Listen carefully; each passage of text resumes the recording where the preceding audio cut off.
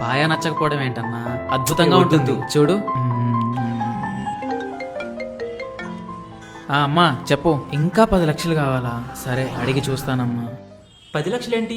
మా రిలేటివ్స్ వాళ్ళ బాబుకి బ్లడ్ క్యాన్సర్, 35 లక్షల హాస్పిటల్ బిల్లు కోసం ఇల్లు అమ్మేస్తున్నారు. బ్యాంక్ లో మాట్లాడి త్వరగా లోన్ ఇప్పించన్నా. కొత్త ఇల్లు అన్నా, చాలా బాగా కట్టించారు, మిస్ చేసుకోకూడదు. అన్నా అన్నా ఏం ఆలోచిస్తున్నావు? పాపం కదా, ఒక పక్కేమో వాళ్ళ బాబు ఆరోగ్యం అలా ఉంది, ఇంకొక పక్క వాళ్ళు ఎంతో ఇష్టపడి కట్టుకున్న ఇల్లుని అమ్మాల్సి రావడం, ఆ ఫ్యామిలీ నలిగిపోతుంటుందేమో. అందుకే కదన్నా హెల్త్ ఇన్సూరెన్స్ తీసుకోమనేది. నువ్వు తీసుకున్నావా? పోనీ నువ్వు?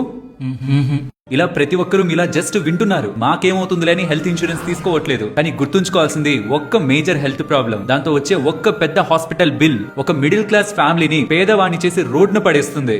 అయినా వీటి కోసం ఇంత ఖర్చు పెడుతున్నారు. మరి నెల నెల ఒక 1000 రూపాయలు కట్టి మొత్తం ఫ్యామిలీకి లక్షల్లో హాస్పిటల్ బిల్స్ ని సేవ్ చేసే ఈ హెల్త్ ఇన్సూరెన్స్ ని ఎందుకు తీసుకోరు? సారీ